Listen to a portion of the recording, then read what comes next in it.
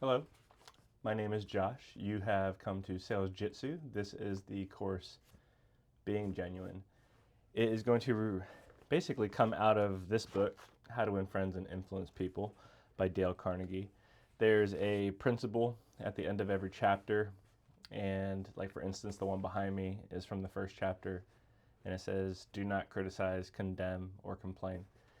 And I chose this book and why I'm doing this because, well, let me give you a quote out of the book. Do you know someone you would like to change and regulate and improve? Good, that is fine. I am all in favor of it. But why not begin on yourself? From a purely selfish standpoint, that is a lot more profitable than trying to improve others. Yes, and a lot less dangerous. So, when it comes to sales in this book, I mean, you can't change anything else, right? You can't change the customers, you can't change the leads, you can't change, well, you can change the company you work for or the profession you're in, but all of these things on the outside, the externals, are going to be things that you cannot change. So we always want to focus on ourselves and ask ourselves, are we doing the things we can do the best? And when it comes to sales, we need to win friends and influence people, especially in the in-home sales, spending 60 to 90 minutes with somebody and then asking them to trust your company to do business with them. They're going to have to trust you to do that. And this is going to give you some guidelines on how to do that. In my experience, a lot of leaders would just, in passing, because they didn't have the time or maybe the capacity to sit down long form and really have a conversation about mindset, they would just say things like be positive or just be yourself or go make a friend. But that doesn't come naturally to everybody. So, and I'm one of those people. I moved around a lot. I was a military brat, and I just struggled to make these connections quickly. And so in the sales world, I found myself being very robotic in the house. And through that process, really struggled with the selling process. So this book was instrumental in helping me become a lot more warm in the house and friendly, building rapport and trust with people. I was already these things, but it is not enough to be trustworthy. If someone doesn't believe that you are trustworthy, well, they're not going to trust you. So the only way they're going to believe you're trustworthy is if you take the proper time and preparation to become a professional, an expert, likable, and show them that you care about their situation and them. And this course will be something that will help you do that genuinely. One of my observations when I was a sales manager and trainer is that the people that were the most positive and the most interested in other people were also the top performers. And they were the most genuine. When people would try to break down what was the secret to their success, right? What were they saying to the customers? What were they doing? And I ran hundreds of hours of shadows, just watching performers from the bottom end of the spectrum to the top, to the best salesperson in the company. And the difference was just the genuineness of the top performer. And not even so much that this person wasn't genuine, but, well, you know what? They weren't. It didn't come off as such. And it didn't feel like that to me when I was watching. It didn't feel like that to the customer because they didn't have a fun experience. And you can tell because people should be telling you and giving you positive feedback on your attitude and on how you conduct yourself. If you do very well and you're very professional and you show interest in them and you take the time, they're going to thank you for that. And sometimes you should be getting compliments such as, wow, you really love your job, or you seem to really be passionate about what you're doing. And if you're not, you have to build that up, right? So anyways, this is going to be a bit of a guideline to that process of being genuine. And I say process because one of my favorite quotes that comes out of this book, book, or one of the principles, is that become genuinely interested in other people. And I like that because of the first word, which is also why the course is called Become Genuine, or Being Genuine, is that it's a process. Most of us, all of us, do not come naturally interested in others. Well, let me not speak out of turn. Some of us might be more inclined to be interested in others. But largely it's a process. We have to become aware first and then become interested in others, and then make that a conscious effort to ask questions and get out of ourselves, right? And the cool thing about this is that all you have to do is ask questions and get interested in other people. You're going to do things like smile at them, say their name, some very basic things. Don't overcomplicate all of this process of developing your skills. It is as simple as smiling at somebody. It is as simple as saying their name more often, and just making these things ingrained and more natural so you're not thinking about it. The more knowledge you have, the more retention you have, the more creativity you'll be able to exhibit in any given situation. So, so becoming genuinely interested in that being a process. To be interesting, you want to be interested. That's one of the quotes in this book. And that is, you can, without saying anything about yourself, just by asking someone questions and being interested in them, come off as an interesting person, which is a bit ironic, but it's, and all of these things, again, simple, but you have to make an effort to just quiet down internally. I can't help but to give an example, right? Just because you know a lot about a given subject that might be being talked about in a given moment doesn't mean that you need to share that.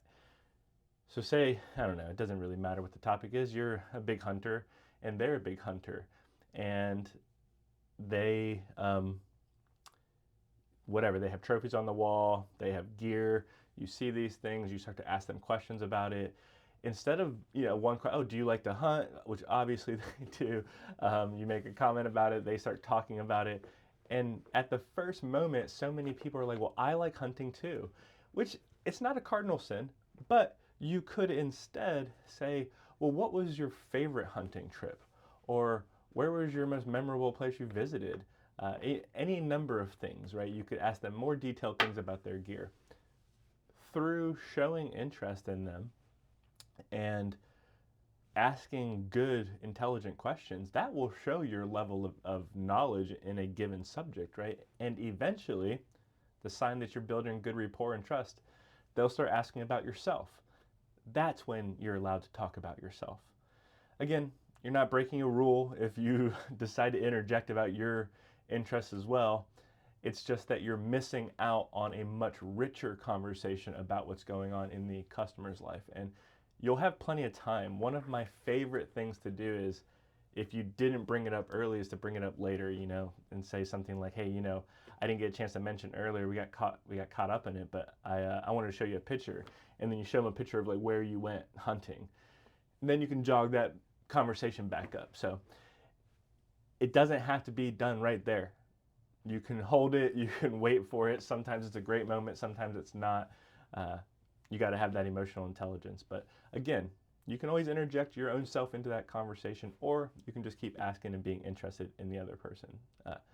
So this is going to be sales oriented like that, taking these principles and then applying them to our conversations, right? I'm not going to give you exact scripts to say, but it's examples like that.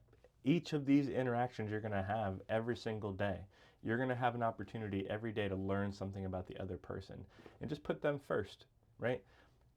We talk about ourselves when we are asked about ourselves, and that is a sign of rapport and reciprocity. You have shown enough interest in them that now they are showing interest back in you, and that's a good thing. So just wait for that sign, which is also a good metric of if we're building good rapport, right?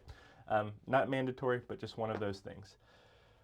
All right, just to kind of wrap this up, I'm going to go over some of the principles from the book and talk about this. But one more thing, a lot of this will be directed towards sales, but generally speaking, this is a personal development book.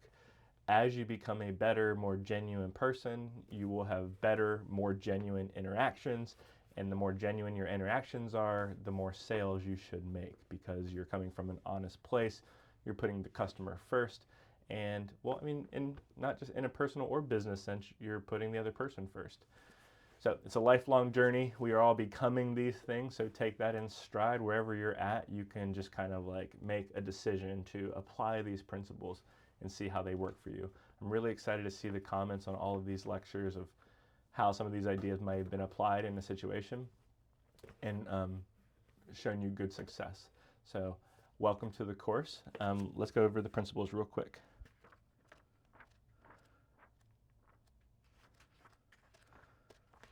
All right, so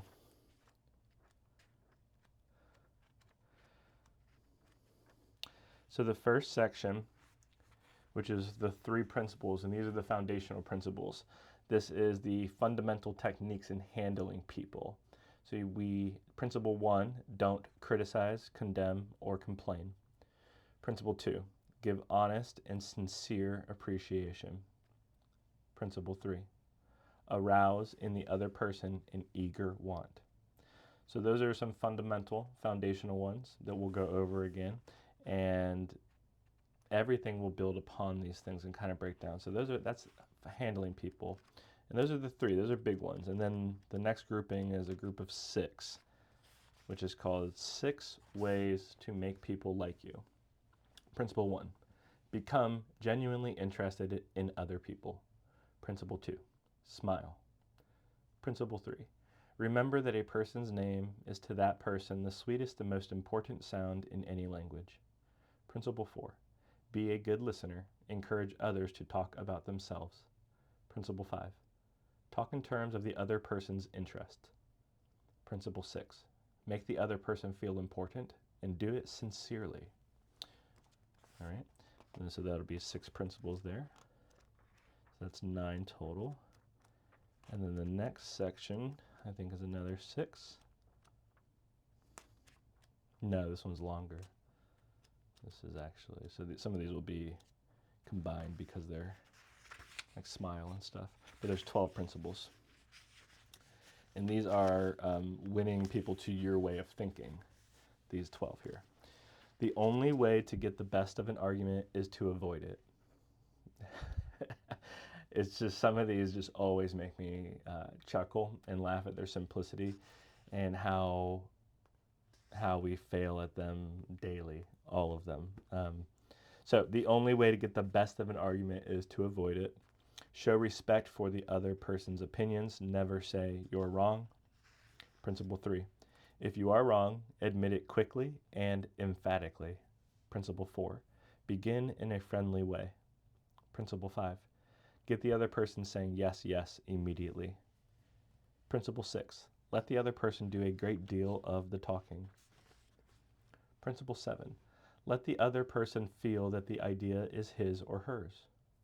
Principle 8, try honestly to see things from the other person's point of view.